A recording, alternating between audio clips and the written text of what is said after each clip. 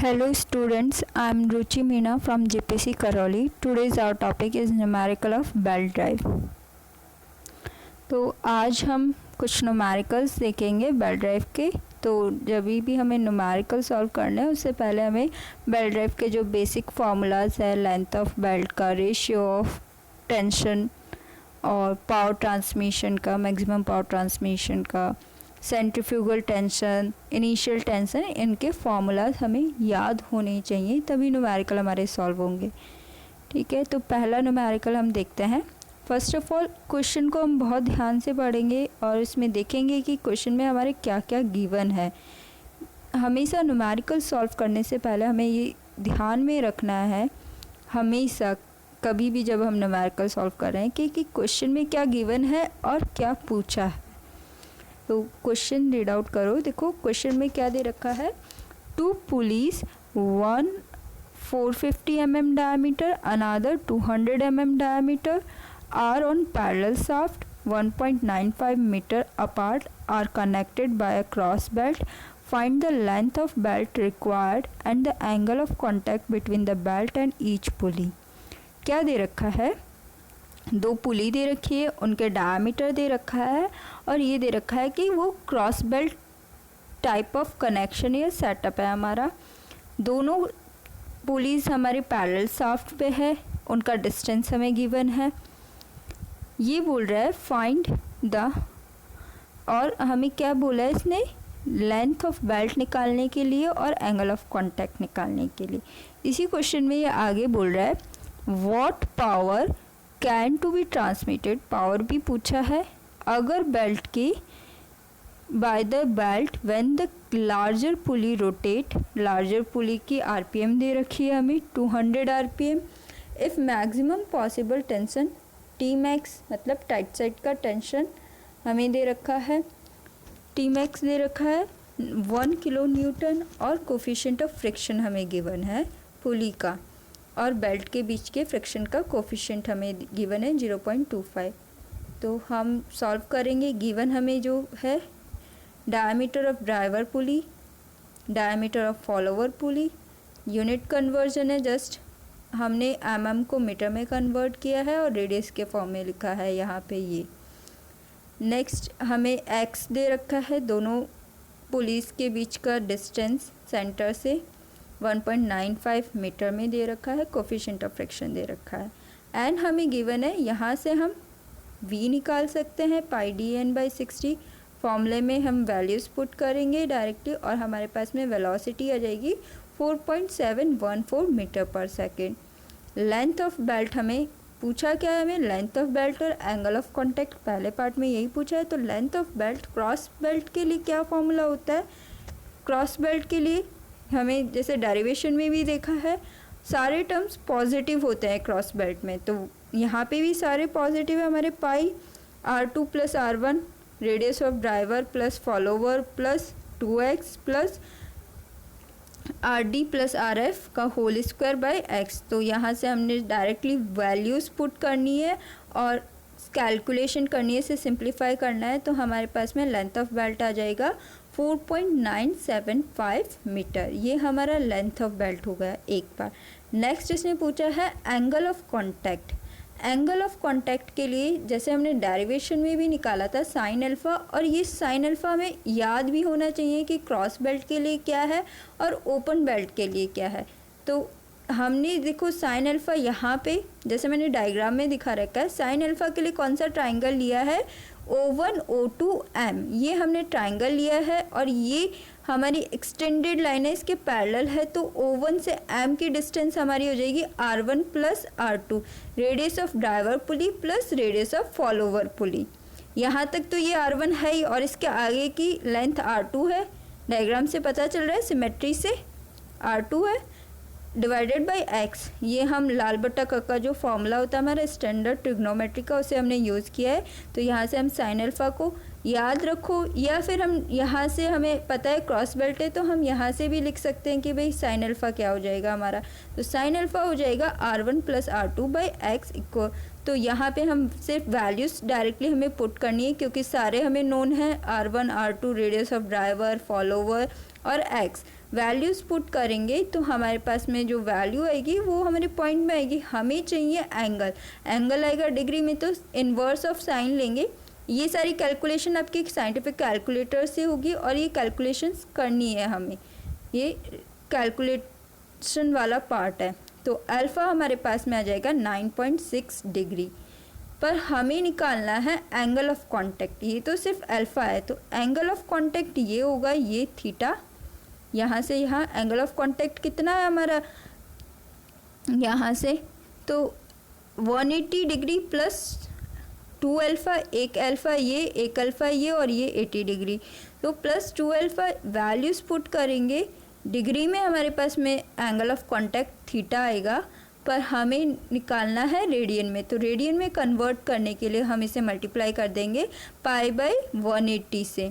तो रेडियन में हमारे पास में एंगल ऑफ कांटेक्ट या थीटा आ जाएगा 3.477 रेडियन। हमेशा रेडियन, हमेशा जब भी कैलकुलेशन करो पॉइंट में तो कोशिश क्या करो 4 डिजिट या 3 डिजिट तक के पॉइंट्स की वैल्यू कंसीडर करो। पावर ऑफ, नेक्स्ट हमें इसने क्वेश्चन में पूछा है, देखो क्वेश्चन रीड आउट करो, what power can be transmitted. तो पावर पूछा है इसने हमें कि पावर भी निकालना है। पावर का फॉर्मूला हमें पता है, ये स्टैंडर्ड फॉर्मूला है, याद होना चाहिए। पावर का फॉर्मूला होता है ये वाला, P equals to tension on tight side minus tension on slack side into V। तो V तो हमने निकाल लिया है, N गिवन है, वहाँ से हमने V निकाल लिया, पहले ही निकाल लिया। ये देखिए यहाँ पे हमने V निकाल लिया। टाइट साइड का टेंशन भी हमें पता है, पर स्लैक साइड का नहीं है। स्लैक साइड के निकालने के लिए हम रिलेशन यूज़ करेंगे रेशियो वाला। रेशियो वाला कौन सा, ratio of tension on tight side by tension on slack side. तो वो रिलेशन हम यूज़ करेंगे, ये स्टैंडर्ड रिलेशन है क्रॉस बेल्ट के लिए 2.3 log T by T F या T S, tension on slack side equals to mu theta. तो यहाँ पे हमें टी टाइट साइड का टेंशन हमें पता है, म्यू हमें पता है, थीटा हमें पता है, सिर्फ हमें स्लैक साइड का टेंशन नहीं पता। तो इसे हम फर्दर सिंप्लीफाई कर लेंगे और हम यहाँ से स्लैक साइड का टेंशन निकाल लेंगे और वो हमारा आ जाएगा 419 न्यूटन। ये वैल्यू हम इस फॉर्मूला में पुट करेंगे। टाइट साइड का टेंशन हमें पता है, मैक्सिमम टेंशन क्वेश्चन में गिवन दे रखा है 1 किलो न्यूटन, तो उसे हमने पुट किया है। यहाँ से वैल्यूज़ पुट करने के बाद में सिंपली हमारे पावर आ जाएगा, वो हो जाएगा हमारा 2.74 किलोवाट, और यही हमारा आंसर है, यही पूछा है। ऐसे ही देखो नेक्स्ट क्वेश्चन है, पहले क्वेश्चन को बड़े ध्यान से पढ़ो, काफ़ी बड़ा क्वेश्चन है, काफ़ी सारी चीज़ें पूछी है। मैंने बड़ा न्यूमेरिकल लिया है ताकि सारे कॉन्सेप्ट्स आपके एक ही न्यूमेरिकल में आ जाए और क्लियर हो जाए आपको कि भाई कैसे सॉल्व होता है। क्वेश्चन पढ़ो, the following data refer to in open belt drive.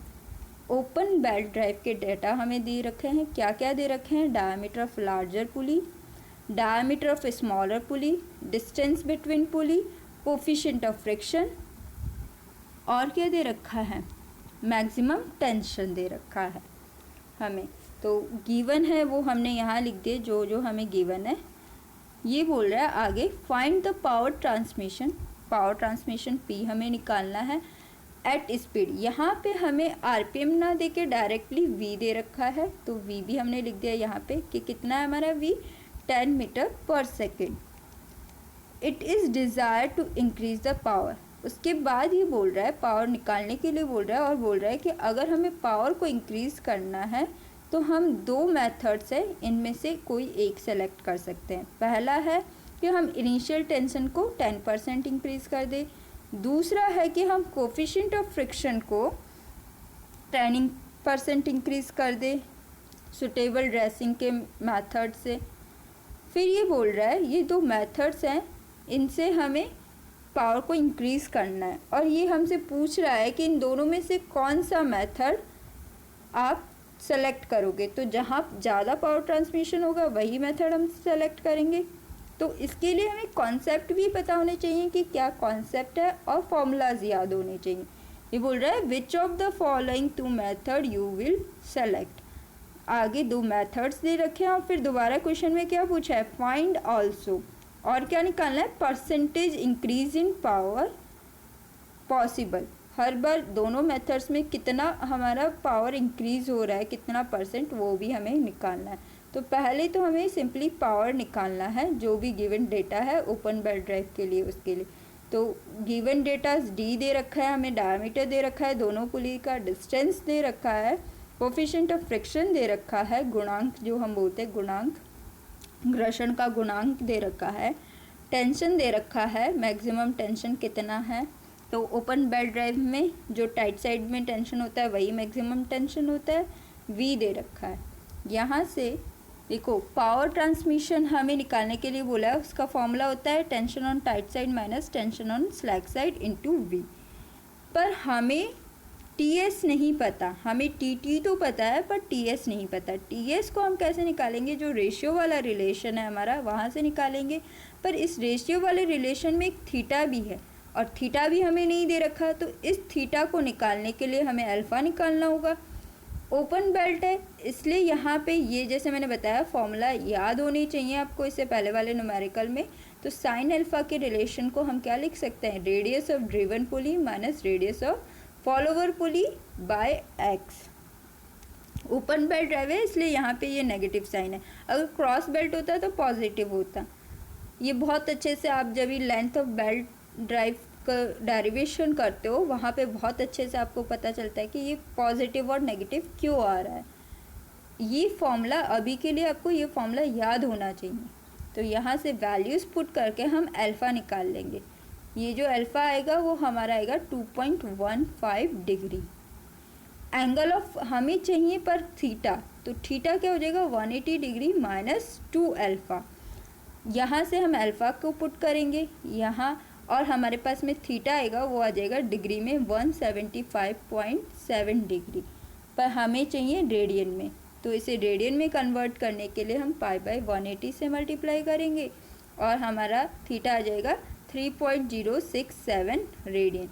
ये जो थीटा है ये हम इस इक्वेशन में यूज़ कर सकते हैं। तो अब हमारे पास में इस इक्वेशन के अंदर हमें टी पता है, म्यू पता है, थीटा पता है और सिर्फ स्लैक साइड का टेंशन नहीं पता, सिर्फ एक अननोन वैल्यू है। तो हम इसे सिंप्लीफाई कर सकते हैं, एंटी लॉग लेंगे, कैलकुलेटर से कैलकुलेशंस होंगी ये सारी, एंटी लॉग लेना पड़ेगा आपको या फिर ई की पावर में कैलकुलेट करना पड़ेगा। यहाँ से जो स्लैक साइड का टेंशन है वो आ जाएगा 352 न्यूटन। अब ये जो स्लैक साइड का टेंशन आया वो हम इस फॉर्मूले में यूज़ कर सकते हैं पावर के में। तो हमें क्योंकि टाइट साइड का टेंशन पता है, स्लैक साइड का हमने निकाल लिया, वी हमें पता है, वैल्यूज़ पुट करेंगे, सिंप्लीफाई करेंगे, कैलकुलेट करेंगे और हमारे पास में पावर आ जाएगा। पावर कितना आ जाएगा 8.48 किलोवाट। ये इनिशियल कंडीशन पे हमारा पावर ट्रांसमिशन है। अब इसी क्वेश्चन में इसने आगे के पार्ट में दो कंडीशंस दे दी। इसने पूछा है कि अगर हमें पावर ट्रांसमिशन इंक्रीज़ करना है और उसके लिए दो कंडीशंस बताई है कि एक तो हम इनिशियल टेंशन को 10% इंक्रीज़ कर दे और एक हम कोफिशिएंट ऑफ फ्रिक्शन को 10% इंक्रीज़ कर दे, तो हमारा क्या पावर ट्रांसमिशन होगा और इन दोनों में से हमें कौन सा मेथड यूज़ करना चाहिए। और अगर यूज़ करने के बाद में हमें ये भी बताना है कि कितना कितना परसेंट हमारा इंक्रीज़ हुआ है दोनों मेथड में। तो पहला मेथड हम देखते हैं जब भी हम इनिशियल टेंशन को 10% इंक्रीज़ कर रहे हैं। तो इनिशियल टेंशन हमारा होता है, ये स्टैंडर्ड फॉर्मूला है, सम ऑफ टेंशन टाइट साइड और स्लैक साइड का सम बाय 2। तो हमें टाइट साइड का टेंशन पता है, स्लैक साइड का हमने कैलकुलेट कर लिया, यहाँ से वैल्यूज़ पुट करेंगे तो हमारे पास में इनिशियल टेंशन भी आ जाएगा। इनिशियल टेंशन हमारा हो जाएगा 776 न्यूटन। पर ये बोल रहा है क्वेश्चन में कि इनिशियल टेंशन को ही हमने 10% इंक्रीज़ कर दिया। तो 10% इंक्रीज़ कर दिया तो हमने नोटेशन यूज़ कर ली, उसके बाद जो टेंशन चेंज होगा वो होगा T0 डैश प्लस 10% इंक्रीज़ कितना, इसका 10% जो इनिशियल टेंशन है उसका, तो उसको हमने इसमें ऐड ऑन कर लिया और यहाँ से हमारे पास में T0 डैश कितना आ जाएगा 853.6 न्यूटन। ये हमारा इनिशियल टेंशन आ जाएगा 10% इंक्रीज़ के बाद में। पर जो हमारा इनिशियल टेंशन का फॉर्मूला है वो तो सेम ही रहेगा, तो हम ये बोल सकते हैं T naught dash equals to T plus T S by two, क्योंकि ये तो चेंज नहीं होगा, हर बार वही होगा फॉर्मूला। तो यहाँ से हम टी प्लस टी एस की एक इक्वेशन लिख सकते हैं। ये जो डिवाइडेड बाई टू था ये दूसरे साइड पे जाएगा और वहाँ इनिशियल टेंशन से मल्टीप्लाई हो जाएगा, तो हमारे पास में इक्वेशन 1 आ जाएगी। ऐसे ही रेशियो, देखो हमने यहाँ पे रेशियो भी कैलकुलेट किया है, T T by T S equals to 3.41। तो यही रिलेशन हमने यूज़ किया है, ये हो जाएगी हमारी सेकेंड इक्वेशन।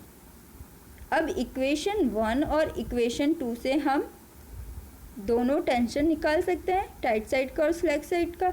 वही हम कर रहे हैं, इन्हें सिंप्लीफाई कर रहे हैं। यहाँ से हमने वैल्यू पुट कर देंगे इक्वेशन 1 में इक्वेशन 2 से, तो हमारे पास में टाइट साइड का टेंशन आ जाएगा 1320.2 न्यूटन और स्लैक साइड का आ जाएगा 387 न्यूटन। अब टाइट साइड और स्लैक साइड का टेंशन हमें पता है, तो हम पावर वाला फॉर्मूला यूज़ करेंगे पावर ट्रांसमिशन का, T T minus T S into V. Values put करेंगे, कैलकुलेट करेंगे, तो हमारे पास में पावर ट्रांसमिशन कितना हो जाएगा 9.32 किलो वाट।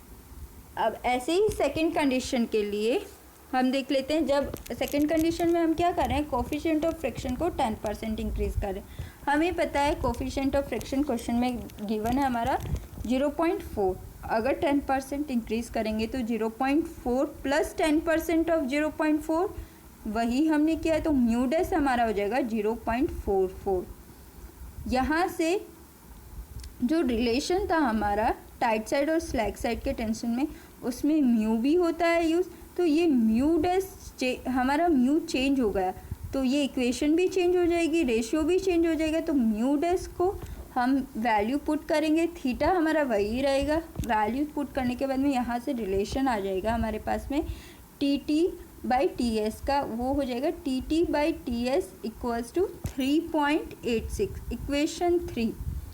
ऐसे ही इनिशियल टेंशन हमने कैलकुलेट किया है, ये वाली इक्वेशन हमारी यहाँ से, तो यहाँ से T T plus T S का भी हमारा एक रिलेशन आ जाएगा, तो इक्वेशन 4 हो जाएगी। ये 2 मल्टीप्लाई हो गया, इक्वेशन 4 और इक्वेशन 3, इन दोनों को सिंप्लीफाई करेंगे, वैल्यूज़ पुट करेंगे, तो हमारे पास में टाइट साइड और स्लैक साइड का टेंशन आ जाएगा। ये वैल्यूज़ हम पावर ट्रांसमिशन के फॉर्मूला में पुट करेंगे और वेलोसिटी से मल्टीप्लाई करेंगे, तो हमारे पास पे पावर ट्रांसमिशन आ जाएगा, पावर ट्रांसमिटेड आ जाएगा, वो हो जाएगा हमारा 9.34 किलो वाट। अब हम दोनों वैल्यूज़ को कंपेयर कर सकते हैं। देखिए हमारा जब कोफिशिएंट हम इंक्रीज़ कर रहे हैं तो हमारा पावर ट्रांसमिशन आ रहा है 9.134, और जब हम इनिशियल टेंशन इंक्रीज़ कर रहे हैं तो पावर आ रहा है 9.332 किलोवाट। डिफरेंस सिर्फ पॉइंट में है, पर हमारा ज़्यादा कौन सा है, जब इनिशियल टेंशन है। तो कौन सा मेथड हम यूज़ करेंगे, जब इनिशियल टेंशन को हम 10% इंक्रीज़ कर रहे हैं। तो वही चीज़ हमने यहाँ लिखी है, क्या बोल रहा है, since power transmitted by increasing initial tension is more, therefore in order to increase the power transmission we shall adopt the method of increasing initial tension। पहली चीज़ इसने पूछी थी कि भाई कौन सा मेथड हमें अडॉप्ट करना चाहिए, तो वो हमने बता दिया कि हमें ये मेथड अडॉप्ट करना है। फिर इसने पूछा था कि हमें परसेंटेज इंक्रीज़ भी कैलकुलेट करना है, तो परसेंटेज इंक्रीज़ हम कैलकुलेट करेंगे तो किसके रेफरेंस में, जो ओरिजिनल पावर ट्रांसमिशन हुआ है उसके रेफरेंस में, जब हमने 10% इनिशियल टेंशन को इंक्रीज़ कर दिया और जब हमने 10% कोफिशिएंट ऑफ फ्रिक्शन को इंक्रीज़ कर दिया, वही कैलकुलेट होगा।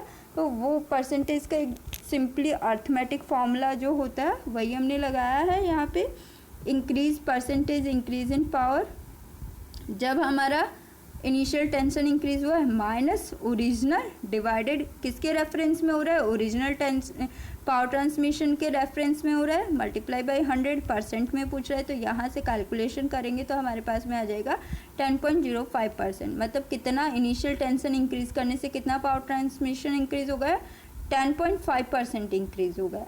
ऐसे ही कोफिशिएंट ऑफ फ्रिक्शन के कारण पावर इंक्रीज़ हुआ, उसकी परसेंटेज हम कैलकुलेट कर लेंगे और वो आ जाएगी हमारी 7.7%। तो यहाँ से भी हम देख सकते हैं कि कितना डिफरेंस है दोनों में। अगर हम इनिशियल टेंशन इंक्रीज़ कर रहे हैं तो 10% इंक्रीज़ हो रहा है, और अगर हम सिर्फ कोफिशिएंट ऑफ फ्रिक्शन इंक्रीज़ कर रहे हैं तो हमारा 7.7% इंक्रीज़ हो रहा है पावर ट्रांसमिशन का। तो ऐसे ही सिंपल न्यूमेरिकल है, कॉन्सेप्ट हमें पता होना चाहिए, फॉर्मूलाज पता होने चाहिए। Thank you.